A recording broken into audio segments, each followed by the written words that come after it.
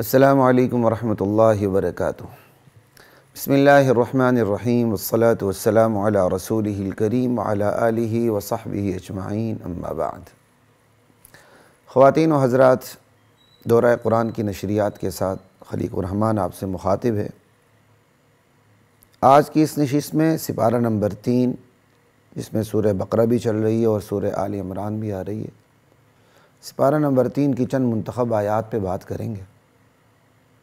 اللہ کی ذات ہمیں فہم قرآن نصیب فرمائے اور قرآن پر عمل بھی نصیب فرمائے۔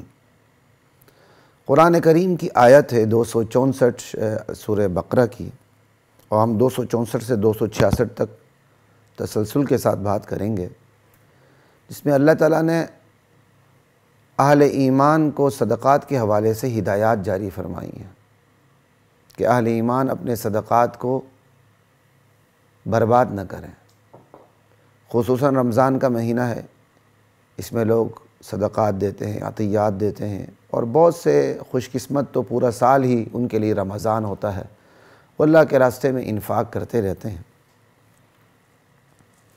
تو اس حوالے سے یہ ہدایات بہت اہم ہیں کہ بندہ صدقہ دے اور صدقہ ضائع بھی ہو جائے اور آخرت میں اس کا کچھ اجر نہ ملے تو پھر فائدہ کیا رہا۔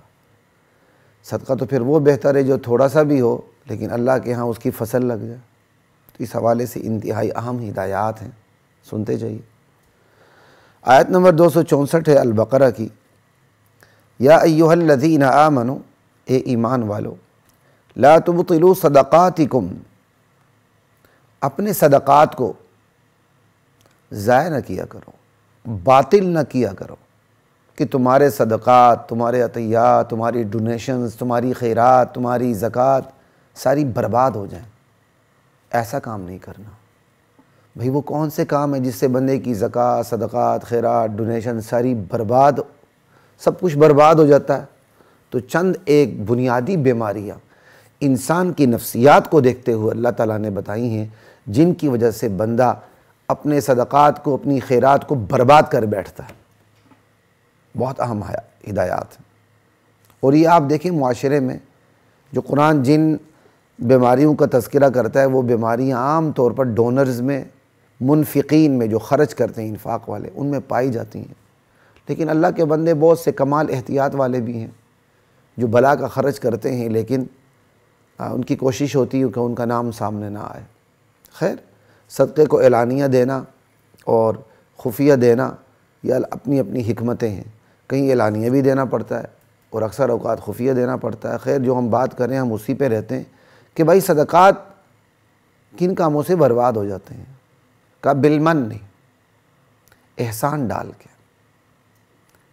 صدقہ کرو، اور اوپر سے تم احسان ڈال دو جس پہ صدقہ کر رہے ہو، کہ ہماری عطا پہ تو تم پلتے ہو، گیا نا، سارا برباد ہو گیا، سب کچھ برباد ہو گیا۔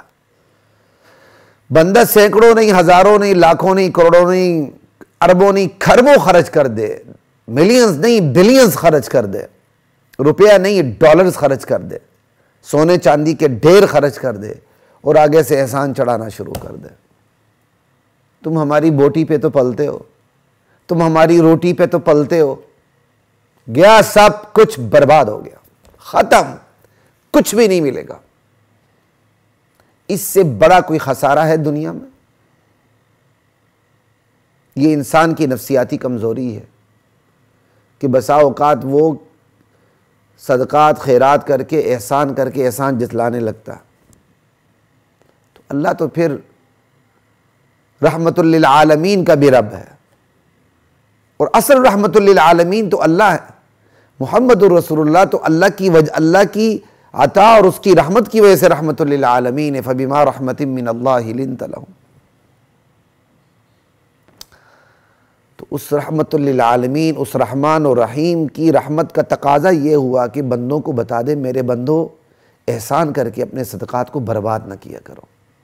بندہ 2 ٹکے دے دیتا ہے، یا 2 کروڑ دے دیتا ہے، یا 2 کھرب دے دیتا ہے، اور ساتھ ہی اس کے متعلق باتیں شروع کر دیتا ہے، احسان ڈالنا شروع کر دیتا ہے، برباد۔ اور دوسری بیماری جس کی وجہ سے صدقات برباد ہوتے ہیں، والاذی، تکلیف دینے سے۔ آپ نے خرچ کر دیا، باتیں سنانی شروع کر دیں، تانا دینا شروع کر دیا۔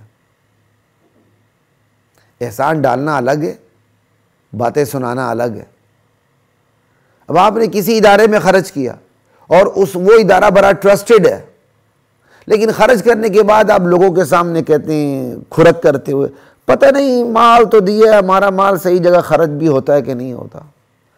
اب یہی بات اس بندے کو پہنچ جائے جو بندہ اس فلاحی ادارے کا سربراہ ہے یا ذمہ دار ہے، اور وہ فلاحی ادارہ ہے بھی بالکل ٹھیک، 100% صحیح خرچ ہوتا ہے، وہاں آپ نے یہ بات کر دی تو گیا نا، مسئلہ خراب ہو گیا۔ احسان ڈال کے بندہ صدقات کو برباد کرتا ہے، تکلیف دے کے خرچ کر دیا اور تانے دینے شروع کر دیا، باتیں کرنی شروع کر دی۔ دو باتیں۔ اور تیسری چیز جس سے بندہ برباد کرتا ہے اپنے صدقات کو، وہ ریاکاری ہے، کہ بندہ خرچ کرتا ڈھیر سارا مال، لیکن وہ کہتا ہے لوگ مجھے سخی کہیں، فیاض کہیں، میرا نام کے ڈنکے بجیں، گیا سارا۔ اللہ کہتے ہیں ایمان والو اپنے صدقات کو باطل نہ کرو احسان ڈال کے، تکلیف پہنچا کے۔ اس شخص کی طرح اپنے صدقات کو خاک میں نہ ملاؤ جو اپنے مال کو ریاکاری کی نیت سے خرچ کرتا ہے، اللہ اور یوم آخرت پر وہ ایمان ہی نہیں رکھتا۔ آپ اندازہ کر لیں کتنی خطرناک یہ احسان ڈال کے، صدقات دے کے احسان ڈالنے اور تکلیف دینے کو تشبیہ کس سے دی گئی؟ اس شخص سے دی گئی جو کافر ہے، جو نہ آخرت پر ایمان رکھتا ہے نہ اللہ پہ ایمان رکھتا ہے، اور لوگوں پر خرچ کیوں کرتا ہے کہ لوگوں میں اس کے نام کے ڈنگے بچے، وہ دنیا کا حاتم تائی شمار ہو۔ لا الہ الا اللہ۔ تو جو ایمان والے اپنا مال خرچ کرتے ہیں لیکن ساتھ احسان ڈالتے ہیں اور تکلیف دیتے ہیں، وہ اپنے صدقات کو خاک میں ملاتے ہیں، اور ان کی مثال اس بندے سے دی گئی جو کافر ہے اور اللہ پر ایمان بھی نہیں رکھتا، جزا سزا کے دن پہ ایمان بھی نہیں رکھتا، اور لوگوں میں مشہور ہونے کے لیے ریاکاری کے لیے خرچ کرتا۔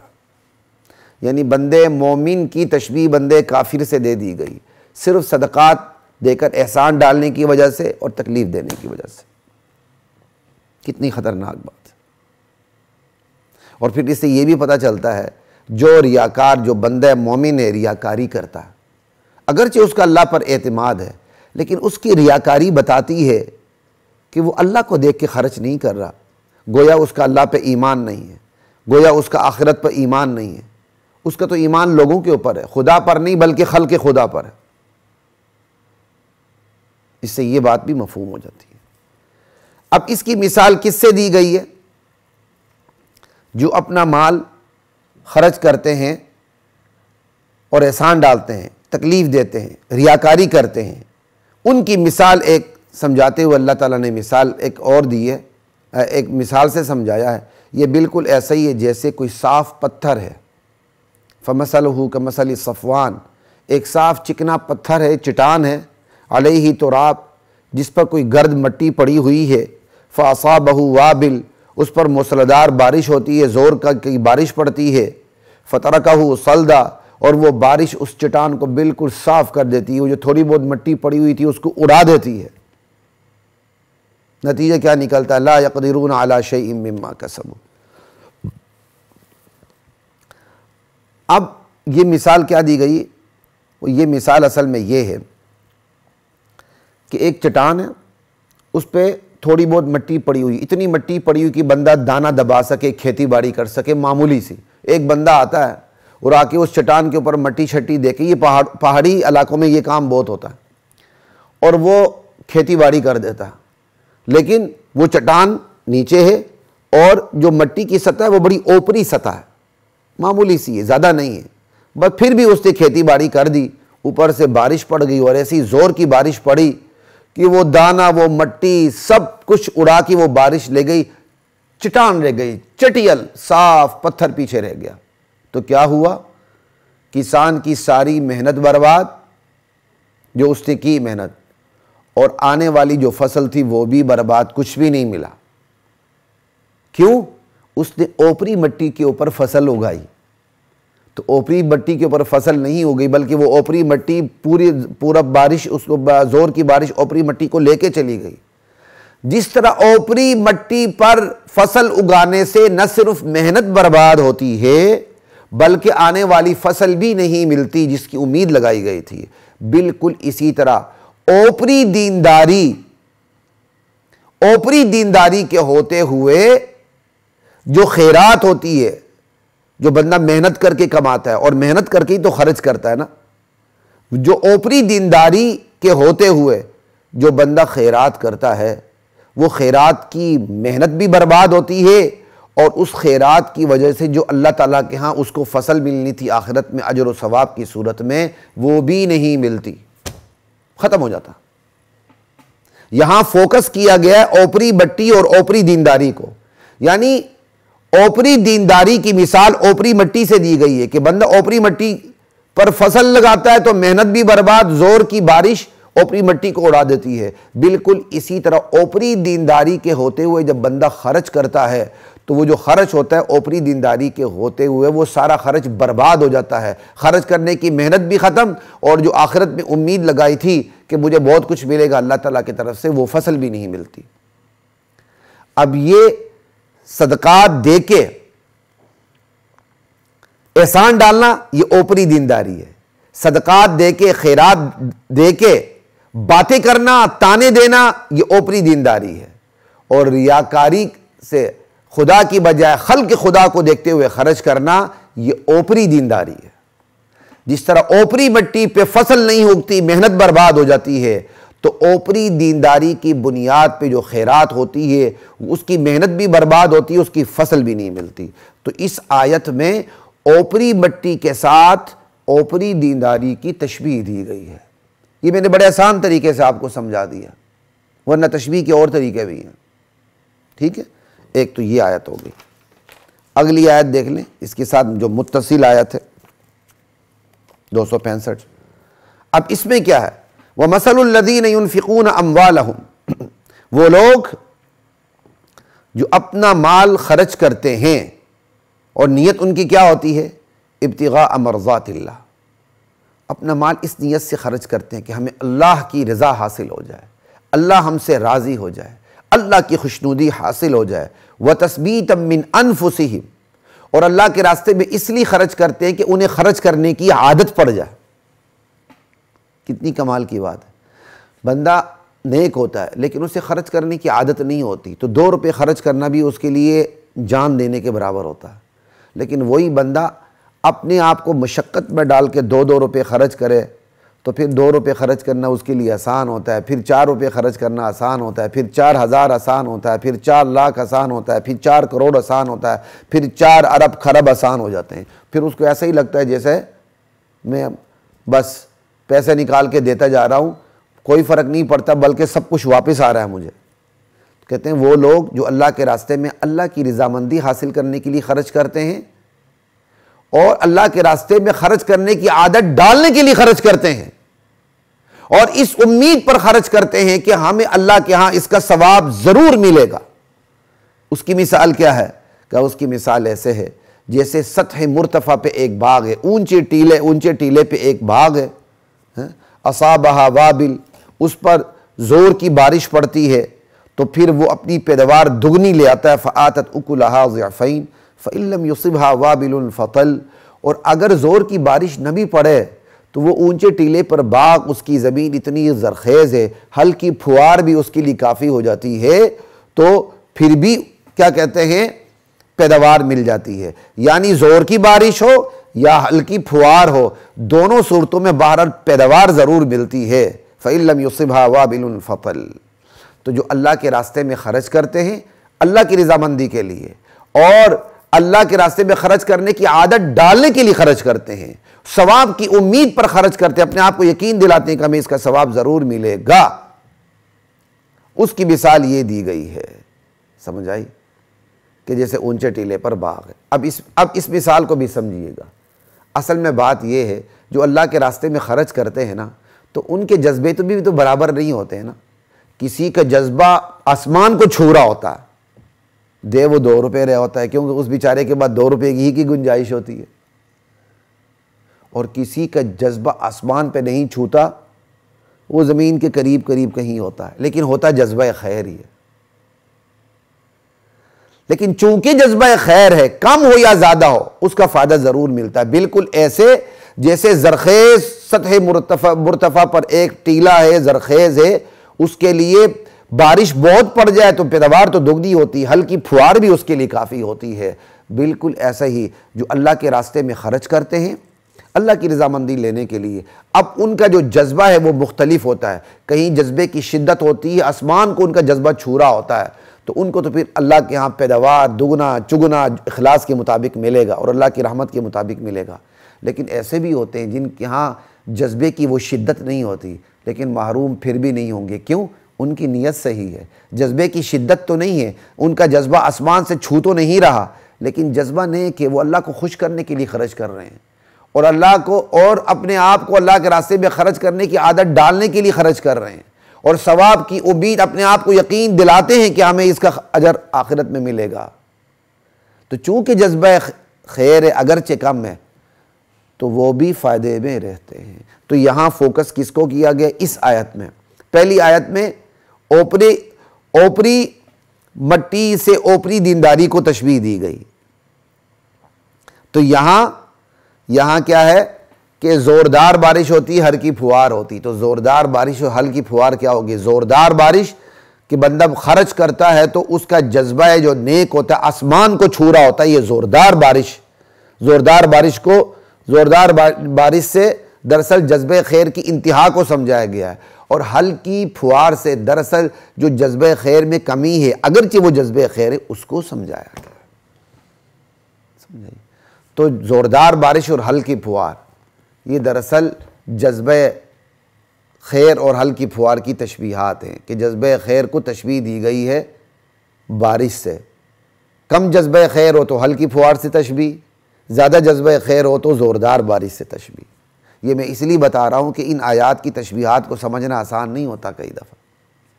اب اگلی آیت دیکھ لیں، وہی 266 آیت ہے۔ اب اللہ تعالیٰ یہاں یہ فرماتے ہیں، کیا تم میں سے کوئی یہ چاہے گا ایود احدکم ان تکون لہ جنۃ من نخیل، کیا تم میں سے کوئی چاہے گا کہ اس کا ایک باغ ہو کھجوروں کا، انگوروں کا، اور اس کے نیچے کیا کہتے ہیں نہریں بہتی ہوں، تجری من تحتها الانہار لہ فیہا من کل الثمرات، اور اس باغ میں ہر قسم کے مناسب پھل بھی موجود ہوں، اور وہ اصابہ الکبر، باغ کا جو مالک ہے اس پر بڑھاپا پہنچ چکا ہو، وَلَهُ ذُرِّيَّةٌ ضُعَفَاء، جبکہ وہ بوڑھے کی جو اولاد ہے وہ بڑی کمزور ہے، وہ باغ کو نیا باغ بنا نہیں سکتی، بڑی کمزور ہے۔ فَأَصَابَهَا إِعْصَارٌ فِيهِ نَارٌ فَاحْتَرَقَتْ، پھر ہوتا کیا ہے کہ یہ باغ جس میں کھجور بھی ہیں، انگور بھی ہیں، نہریں بھی بہتی ہیں، ہر قسم کے پھل میوے بھی ہیں، بوڑھا بھی ہے، بوڑھے کی اولاد بیچاری کمزور ہے، اچانک ایک بگولا آتا ہے آگ کا اور وہ پورے باغ کو جلا دیتا ہے۔ کیا تم میں سے کوئی پسند کرے گا کہ ایسا ہو؟ کوئی بھی پسند نہیں کرتا نا۔ تو بالکل ایسے ہی یاد رکھو، تمہیں یہ بات بھی پسند نہیں ہونی چاہیے کہ تم اللہ کے راستے میں خرچ کرتے جاؤ، اللہ کے ہاں وہ باغ بنتا جا رہا ہے، اس میں نہریں ہیں سب کچھ، اور تم کیا کہتے ہیں آگ کا بگولا اس کے اندر پھینک دو، احسان کر کے، تانا دے کے، ریاکاری کر کے۔ جس طرح آگ کا بگولا کھیت کو ویران کر دیتا ہے، بالکل اسی طرح جو آخرت کی کھیتی ہے اس کو احسان کا بگولا، تانوں کا بگولا، ریاکاری کا بگولا ویران کر کے رکھ دیتا ہے، کچھ بھی نہیں ملتا۔ لا الہ الا اللہ کذالک یبین اللہ لکم الآیات لعلکم تتفکرون۔ اللہ یوں بالکل اسی طرح اللہ اس کمال طریقے سے اپنی آیات تمہارے لیے واضح کرتا ہے تاکہ تم تفکر کرو، سوچو۔ تو اس آیت میں آگ کا بگولا فوکس ہے کہ جو لوگ خرچ کر کے احسان ڈالتے ہیں تو یہ ان کا احسان ایسا ہی ہے جیسے کھیت کے لیے آگ کا بگولا جو کھیت کو برباد کر دے۔ تو احسان صدقات کے لیے آگ کا بگولا ہے، اور تانا دینا صدقات اور خیرات کے لیے آگ کا بگولا ہے جو سارا کچھ اڑا کے رکھ دے گا۔ لا الہ الا اللہ۔ اللہ نے توفیق دی، میں نے آپ کو یہ آیات سمجھا دی۔ اگلی آیت کی طرف چلتے ہیں انتہائی اختصار کے ساتھ۔ احسان کو بھی دیر ہو رہی ہے۔ سورہ آل عمران آیت نمبر 8-9 ہے، ایک دعا ہے، اور یہ دعا ہر مسلمان کو کرنی چاہیے۔ ہم بڑے کمزور ہیں کہ ایسی دعائیں ہم بہت کم کرتے ہیں۔ ربنا، آیت نمبر 8 ہے سورہ آل عمران 3 سپارہ، اے ہمارے پروردگار، لا تزغ قلوبنا، ہمارے دلوں کو ٹیڑھا نہ کر دینا یا اللہ۔ یا اللہ ایسا نہ ہو کہ ہمارے دل ٹیڑھے ہو جائیں، اس میں کجی آ جائے، وہ حق سے پھر جائیں۔ بعد اذ ہدیتنا، بات اس کے کہ یا اللہ تو ہمیں ہدایت کی راہ پہ لگا چکا ہے۔ یا اللہ ایک مرتبہ جو تو ہمیں ہدایت کی راہ پہ لگا چکا ہے نا، تو پھر ہمارے دلوں کو کبھی ٹیڑھا مت کرنا۔ تو کیا مطلب ہو گیا؟ کیا مطلب ہو گیا؟ اپنے ایمان پر کبھی بھروسہ نہیں کرنا چاہیے۔ اب میرا تو ایمان کبھی جا ہی نہیں سکتا، ایسے لوگ پھر اوندے منہ گرتے ہیں۔ اللہ تعالیٰ مجھے اور آپ کو ایمان کی معراج نصیب فرمائے، لیکن ہم وقت ڈرتے رہنا چاہیے اور اللہ سے یہ دعا کرتے رہنا چاہیے، یا اللہ چونکہ تو ہمیں ہدایت دے چکا ہے، یا اللہ ہدایت کے راستے پہ لگانے کے بعد اب ہمارے دلوں کو کبھی بھی ٹیڑھا نہ کرنا، کجی اس میں نہ آئے، حق سے نہ پھیرنا۔ کہیں ہمارا عمل آپ کو پسند نہ آ جائے یا اللہ، اور اس عمل کی نحوست میں ہمارا ایمان اڑ جائے، یا اللہ ایسا کبھی بھی نہ ہو۔ اللہ اکبر۔ اللہ مجھے اور آپ کو یہ دعا بار بار کرنے کی توفیق عطا فرمائے۔ وَهَبْ لَنَا مِن لَّدُنْكَ رَحْمَةً، یا اللہ ہمیں اپنی طرف سے خصوصی رحمت عطا فرما۔ إِنَّكَ أَنْتَ الْوَهَّابُ، یا اللہ عطائیں تو ہی سب سے خوب عطا کرنے والا ہے۔ یہ رزق کے لیے بھی دعا کیا کریں، ہدایت کے لیے بھی یہ دعا کیا کریں۔ ربنا، اے ہمارے پروردگار، إِنَّكَ جَامِعُ النَّاسِ لِيَوْمٍ لَا رَيْبَ فِيهِ، اے ہمارے پروردگار تو نے تو ضرور جمع کرنا ہے لوگوں کو اس دن جس کے آنے میں کوئی شک نہیں، قیامت کے دن۔ ان اللہ لا یخلف المیعاد، اللہ کی شان یہ ہے کہ وہ اپنے وعدے کی خلاف ورزی نہیں کرتا، اپنے وعدے کے خلاف نہیں کرتا۔ یہ دعائیہ انداز میں یعنی اس حقیقت کا اظہار ہو رہا ہے کہ اللہ تعالیٰ نے ایک دن ضرور جمع کرنا ہے۔ یہ دعا بھی پڑھتے رہنی چاہیے تاکہ بندے کی نظر پڑے جزا اور سزا کے دن پر، مکافات عمل پر، تاکہ بندہ کسی پہ ظلم نہ کرے۔ اور آج کی اس نشست میں آخری آیت کی طرف چلتے ہیں۔ یہی سورہ آل عمران کی 14 تا 17 آیات ہیں اختصار کے ساتھ۔ زُيِّنَ لِلنَّاسِ حُبُّ الشَّهَوَاتِ مِنَ النِّسَاءِ وَالْبَنِينَ وَالْقَنَاطِيرِ الْمُقَنطَرَةِ، مزین کر دی گئی ہے لوگوں کے لیے نفسانی خواہشات کی محبت۔ نفسانی خواہشات کی محبت کو لوگوں کے لیے مزین کر دیا گیا ہے۔ یہ انسان کی فطرت ہے، اسے اپنی نفسانی خواہشات بہت اچھی لگتی ہیں۔ کون سی نفسانی خواہشات؟ چیتا چیتا بیان کر دی گئی ہیں۔ عورتیں اسے اچھی لگتی ہیں، من النساء والبنین، اسے کیا کہتے ہیں، بیٹے اچھے لگتے ہیں۔ والقناطیر المقنطرۃ من الذهب والفضہ، سونے چاندی کے جمع کیے ہوئے خزانے اسے اچھے لگتے ہیں۔ والخیل المسومہ، نشان زدہ گھوڑے اسے اچھے لگتے ہیں۔ والانعام، جانور مویشی اسے اچھے لگتے ہیں۔ والحرث، کھیتیاں زرعی زمینیں اسے اچھی لگتی ہیں۔ ذالک متاع الحیات الدنیا، یہ سب کچھ دنیا کی زندگی کا سامان ہے۔ یہ سارا کچھ کیا ہے؟ یہ دنیا کی زندگی میں برتنے کا تھوڑا سا سامان ہے۔ واللہ عندہ حسن المآب، اچھا ٹھکانہ تو صرف اللہ کے پاس ہے۔ میرے نبی آپ انہیں کہہ دیں، قل اونبئکم بخیر من ذالکم، کیا میں تمہیں اس سے بھی اچھی چیزیں نہ بتاؤں؟ عورتیں، اولاد، جمع کیے ہوئے سونے چاندی کے خزانے، نشان زدہ گھوڑے، مویشی، زرعی زمینیں، کیا میں تمہیں ان سے بھی بدرجہ بہتر اچھی چیزیں نہ بتاؤں جو ایمان والوں کے لیے، تقوی والوں کے لیے اللہ کے پاس؟ وہ کون سی چیزیں ہیں؟ جنات تجری من تحتها الانہار، باغات ہیں جن کے نیچے نہریں بہتی ہوں گی۔ خالدین فیہا، بندہ ان باغات میں ہمیشہ رہے گا، ان نعمتوں میں۔ وازواج مطہرہ، نیک بیویاں ہوں گی، پاک صاف بیویاں ہوں گی، پاکیزہ بیویاں۔ ورضوان من اللہ، اور سب سے بڑھ کر اللہ کی رضامندی حاصل ہوگی۔ واللہ بصیر بالعباد، اللہ اپنے بندوں کو خوب دیکھتا ہے۔ اچھا بھئی یہ نعمتیں کن کو ملیں گی؟ الذین یقولون، ایک تو بتا دیے تقوی والوں کو ملیں گی، ٹھیک ہے؟ تو آگے مزید کہا جا رہا ہے یہ نعمتیں آخرت میں ان ایمان والوں کو ملیں گی جو یہ دعا کرتے رہتے ہیں جو کو دعا کرتے رہیں گے. کیا دعا؟ الذین یقولون ربنا اننا آمنا، اے ہمارے پروردگار ہم تجھ پہ ایمان لے آئے ہیں، تیری توحید پہ. فاغفر لنا ذنوبنا، یا اللہ ہمارے گناہوں کو بخش دے. وقنا عذاب النار، یا اللہ ہمیں دوزخ کے آگ سے بچا لینا. اللہ اکبر. یہ ان نیک بندوں کو یہ نعمتیں ملیں گی، اور یہ ان نیک بندوں کی مزید صفات، یہ ان نیک بندوں کو یہ نعمتیں ملیں گی جو اللہ سے یہ دعا کرتے رہیں گے. اور ان نیک بندوں کی مزید صفات یہ ہیں الصابرین. اللہ اکبر. جو ہر مصیبت میں صبر کرنے والے ہیں، ہر معاملے میں صبر کرنے والے ہیں. صبر کی پیچھے بات ہو چکی ہے. صبر کا لفظ صرف مصیبت کے لیے نہیں آتا.